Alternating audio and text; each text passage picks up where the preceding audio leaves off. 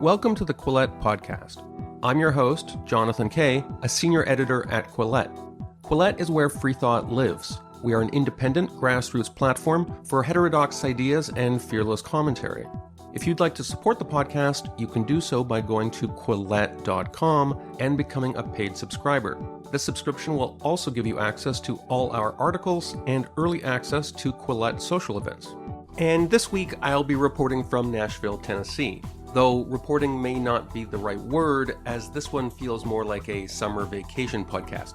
You see, every summer, a Nashville pharmaceuticals tycoon, I'll call him Mike, convenes about a half dozen or so obsessive board gamers at his board gaming compound in the Nashville suburb city of Lebanon.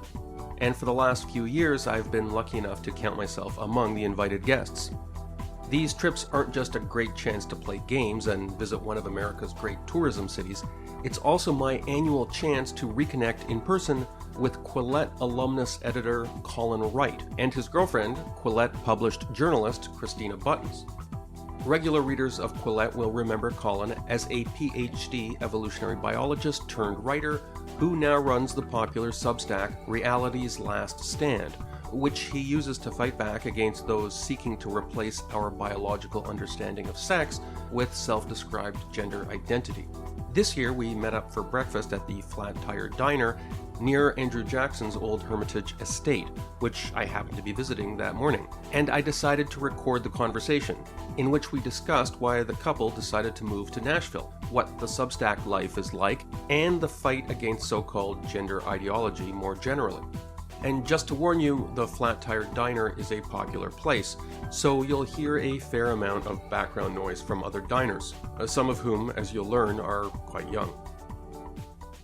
Is this how you imagined your life when you moved here? Or did you imagine it'd be more like 8 hours of work and then like country music karaoke? Did you imagine more of like a Nashville lifestyle when you moved here?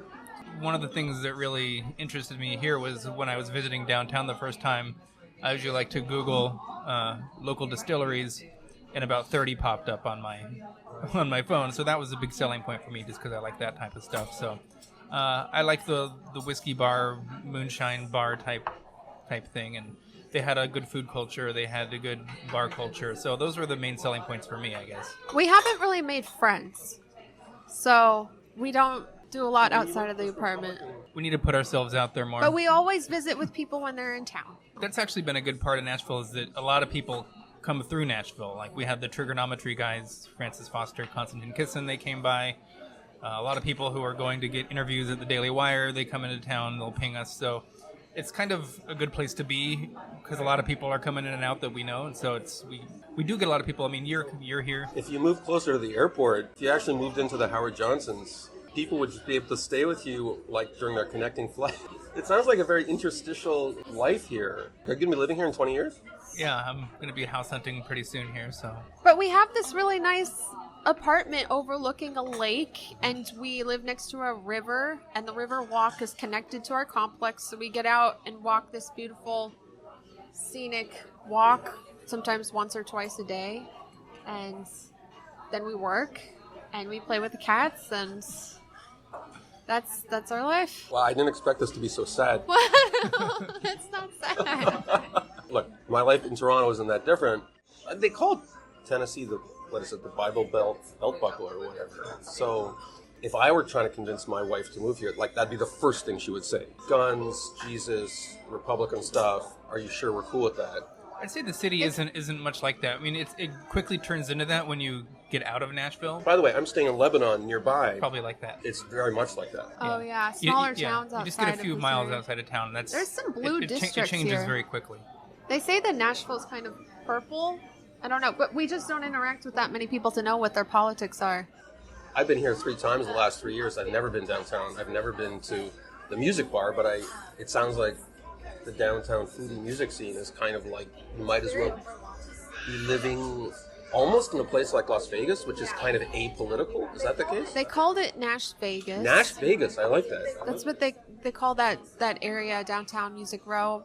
I mean, we we'll walk people up and down it when they come to visit, but I'm not really crazy about all the insanity down there. It's kind of overwhelming. Nash Vegas is better than Smashville, which was what I've been saying.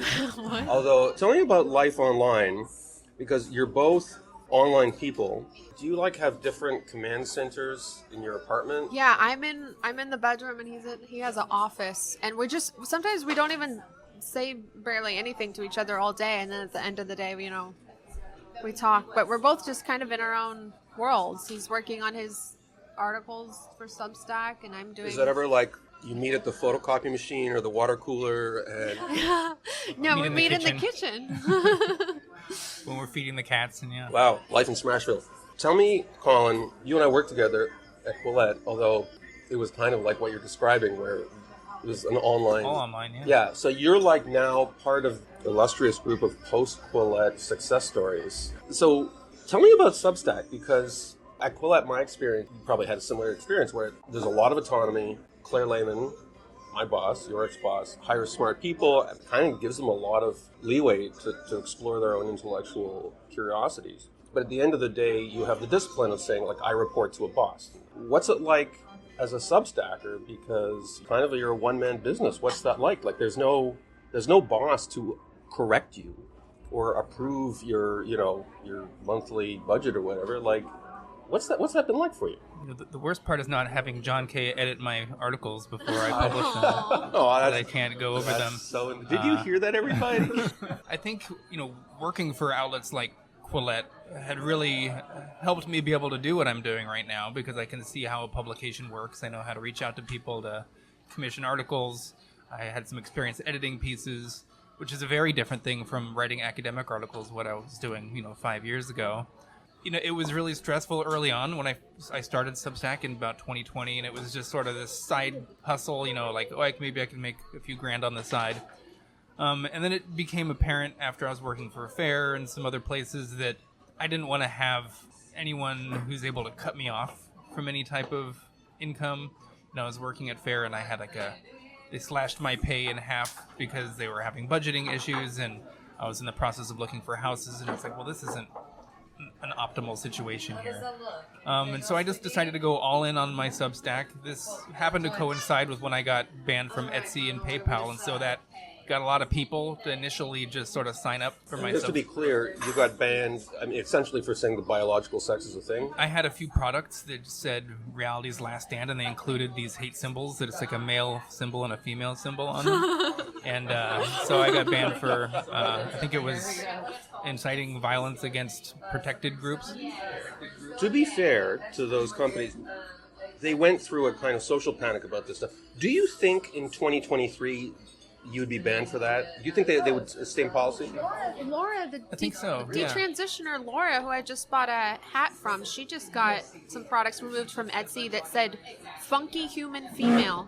She has a funky human male shirt still up, but funky human female. I hope it turns back the other way. It's in a way it's freeing to be on Substack, because I like to describe myself now as kind of being uncancelable, but in a way that's not totally true, because I'm still reliant on certain payment processors like Stripe right now. I got banned from PayPal, but Stripe is now, that's what Substack uses. And a lot of us are getting donations from DonorBox, which is based on Stripe. And Media Matters came after DonorBox, noting that people like me and the organization Gays Against Groomers and Billboard Chris are using DonorBox because PayPal kicked people off. And so, there is certain pressure points that they could potentially go to.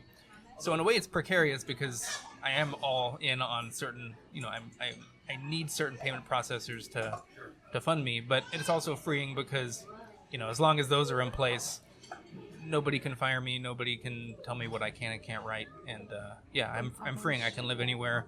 I think maybe a lot of our listeners will be familiar with Kira Bell, the famous British detransitioner, a teenage girl who, by her account, rushed into transition at the Tavistock.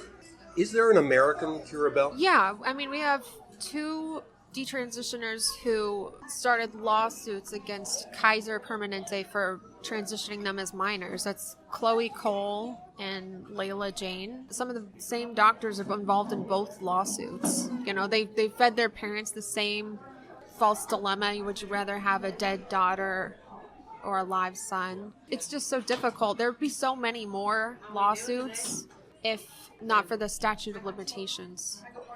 You have to regret it pretty quickly. What is the difference between a detransitioner and a desister? A detransitioner is someone who has taken medical steps, and a desister is someone who's socially transitioned, adopted a trans identity, changed pronouns, hair, appearance, and then, but later decided that they didn't feel like they wanted to maintain that identity. My understanding is that sometimes some of these detransitioners, they get shunned by their former social groups or online communities where, maybe previously had been encouraging them to be out and proud with their trans identity, and then they're treated like an apostate. Yeah, I mean, it's insane seeing some of the comments that they get. People are so cruel to them just online. And it makes them a lot of times so overwhelmed that they shut down their account, they delete their video, they just... It makes data collection harder, because then an advocacy group will say, well, we did a poll of people who received this kind of affirming treatment. 99% of them said that was awesome, but... Right. There's always a huge loss to follow-up when we're talking about studies of detransition and regret. So a lot of times there's, up to like 40% lost to follow-up, and there's another study I think Lisa Littman did that said about like 75% of detransitioners did not tell their doctor or healthcare provider that they had detransitioned. So as far as they know, in some cases I guess there's shame involved, right? Because they got all this positive attention, maybe, and support.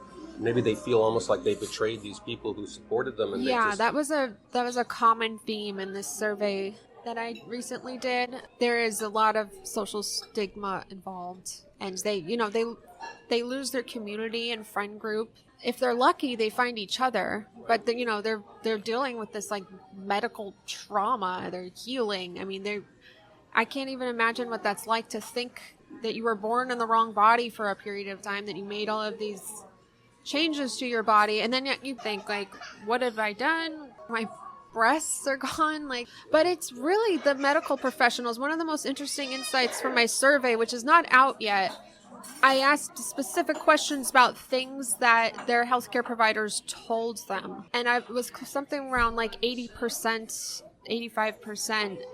Their healthcare providers told them that they had a medical condition that required medical treatment. They didn't provide an alternative pathway. They thought this was their only choice. And they told them that they, were born transgender. It was a fixed state. There was nothing that they can do to change it. The only option was to medically transition. And I think this is just, it's horrific that doctors are telling patients this. I recently learned a word. It refers to a medical condition brought about by clinical... Iatrogenic. The intervention causes the underlying issue or exacerbates it. So the condition is an artifact of the medical professional who tells you that you have the condition. And they trust... these are a lot of times, teenagers or very young adults. They implicitly trust their doctor. And if their doctor tells them they have a condition that requires this treatment, they are going to choose it. And what was the percentage of the detransitioners whose doctors told them that they had the opposite sex brain in their body? 49%. 49%. They said they had a male brain in a female body, or a female brain in a male body, depending on what sex they were. And it's based on these stupid studies, didn't control for confounding variables like sexual attraction. And now a very brief interruption so I can point you to some of our other great Quillette journalism. That includes our website, Quillette.com, where you can find an abundance of great journalistic essays, including, this week, my colleague Jamie Palmer's blockbuster, The Lab Leak Illusion. Also, if you're looking for more Quillette podcast content, please check out our other podcasts, Quillette-cetera, starring my boss, Claire Lehmann, and my colleague, Zoe Booth. And now, back to my discussion with Colin Wright and Christina Buttons. Normally, I have to say, none of us are biologists, but we happen to have a biologist with us. Colin, is there any basis to the idea of a male and female brain? Yeah, there's a few ways people look at it. The incorrect way would be to say that brains are categorically sort of this blue or pink, type of thing, that there's this essential property that's either male or female about someone's brain. More realistically, male and female brains are just the brains that happen to exist inside the bodies of males and females. And then there's sex differences between males and females on average in their brains, just as there are different selection pressures on males and females. Prenatal testosterone. Yeah, there's prenatal testosterone can influence how the brain develops. There's genetic factors that influence different brains. I like to speak about brains as being sort of, the main difference is how masculinized or feminized they are. There's overlap in every single trait we have. Like, you can look at somebody's hands, and there's ways you can measure how masculine your hands are by, like, the digit ratios. This actually feeds into this idea, and we've all seen those overlapping bell curves that says biological sex is a spectrum. So from what you're saying, if I truncated the audio right here, it'd be like, well, there you have it. Colin Wright says that sex is a spectrum. That's not sex itself. That's just sex-related traits. Sex can be a binary thing, but we don't think height is binary. It's not like all males are all taller than females. There's this distribution. We wouldn't say, oh, this person is, 6'4". That person must be male. Like, on average, they're going to be, because that's anomalous for a woman to be that tall. But we can recognize that the downstream consequences and traits related to sex are not the same thing as sex itself. Yeah, the sex-related traits are very much on a spectrum, but that's not the same thing as saying that sex itself. Why don't you define sex? Just for everybody. Yes. The best definition. Yeah. So your sex is just related to the type of sex cell, sperm or ova, that your primary sex organs are organized around to produce. From reading the literature, the political literature, one might get the sense there are mashups of sperm and ova. Is there any kind of third gamete? There aren't. I mean, you can get some sperm that have, like, multiple tails on them. So some people have this, and I think as males age, they tend to have a higher proportion of these. But there's still, like, a subset of the type of sperm you have. There are species that have sort of sperm dimorphism, where they have smaller ones and larger ones that try to block other sperm and things like that.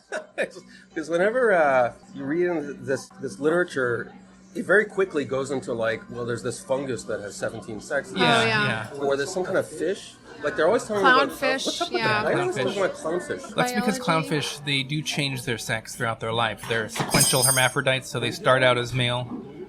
Humans cannot do that.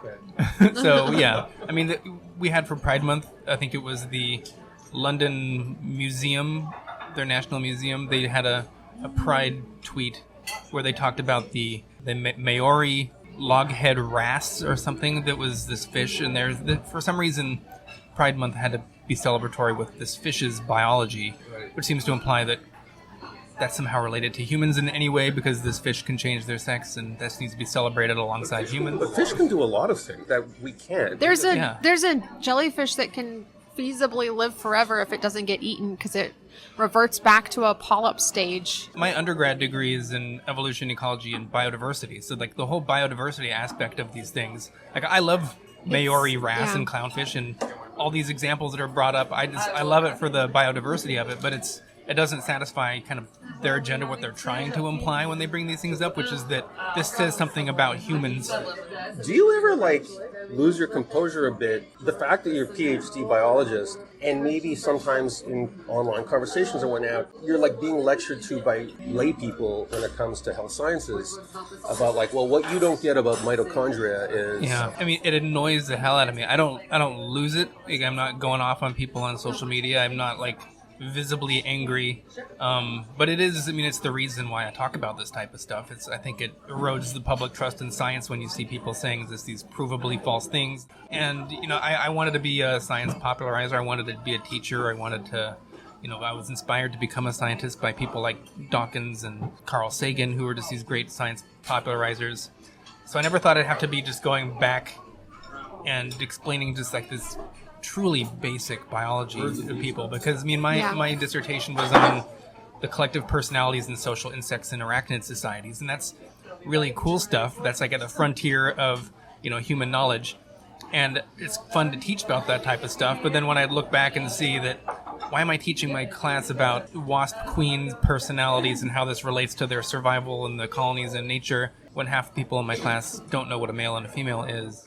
Could you see yourself going back into academia once this gender fever dream passes over us? Not as like a primary researcher. I could see myself maybe just wanting to teach some classes here and there about things. I'd actually like to develop my own class that's the evolution of sex and sex differences and that type of thing, just for my own. I've had an offer to teach a course at Ralston College before, so I might take up some of these things in the future moving forward. Yeah, I think that'd be fun. I like classes, but one thing I get to do now, because I have a Substack, I started a YouTube channel. I think it would probably do okay, just based on people who know who I am now. I can reach way more people now and teach about biology than I could have if I just had a classroom that had 50 students a year or something cycling through.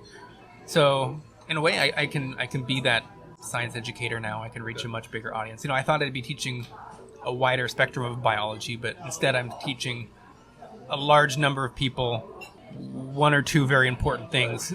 So I'd like to expand and touch on more topics that I think are fascinating. Maybe I'll talk about collective personalities and social insects again at some point, just as a popular science writer or something. Christina, let me come back to you, because Colin was talking about, he can't be canceled now because he runs his Substack, but you've shown, or at least you've reported on how, I guess this can infect any kind of movement or organization, right? I kind of have a problem with a lot of the rhetoric online, the way people talk about trans issues. It's become also very tribal. And are you pressured to adopt a more extreme anti-trans identity? Yes. Sometimes I'll publish something, and in the comments, they're retweeting me, but with a comment that I don't really feel comfortable with. Here's John Kay striking a blow against those perverts or whatever. And I'm like, they're not perverts. In many cases, they actually come to their activism because they're alienated from sexuality, from their own sexuality. The last thing they're thinking about is having sex with people in many cases. Do you ever feel like I have to go and say, no, don't say that in my name? Oh, yeah. Sure, I have to correct people all the time. I mean, some people look at trans people and see perverts. I look at them and I see gender nonconforming, gay and autistic people. I mean, I tried on the conservative hat for a little while. I kind of came to realize, though, that I am just a bleeding heart liberal. You were talking about the different cancel cultures and the right and left. I have this idea that I'll be repeatedly canceled on both right and the left as different parties sort of gain more power. I think we have the left that has sort of a lot more of this cultural institutional power at the moment, and they can kind of flex their purity tests on people, and that's what we're doing right now. That's kind of what the cancel culture we're seeing on the left is. But I do see a lot of the right wing getting a little more emboldened, the social conservatives, the religious conservatives. And I'm a pretty staunch atheist, and so I've published some articles about atheism on my Substack, because I think this is going to be another conversation that we're going to need to have once the right gets a little more cultural power, a little more institutional power. And I'm fully expecting just to be exiled from the conservative side. Right now we're friends, we're buddy because we can just agree to disagree on the religion stuff because we're talking about the gender stuff. But once they have power, we're getting canceled from that side too. Once they get the power, then everyone wants to be part of the big group. They can start flexing their purity tests on their side. And I just see this, as a centrist, this is back and forth. Me not trying to play sides, just trying to play, make the calls as I see them. But that's just going to land us in the zone of perpetual cancelization. There's certain issues I avoid altogether, like the bathroom stuff. I don't care. If I use a public bathroom, I'm not going to know. I don't look at people. I don't make eye contact. I get in and out really quickly. I don't care if trans women use the ladies' bathroom. But online, if I say something like that, I mean, you get mobbed. We got to wrap up. What's on tap for the rest of the day? Hey, did you know there is actually a FIRE event today? FIRE meaning, tell us what FIRE is. Foundation of Individual Rights and Expression. An academic free speech group. I just noticed the sticker on your laptop, and there is actually an event today where they're handing out free hot chicken. People who are listening, could you both tell me what's the best one-stop internet address to follow your work? To follow my work, it's going to be realitiesLastStand.com. That's my Substack.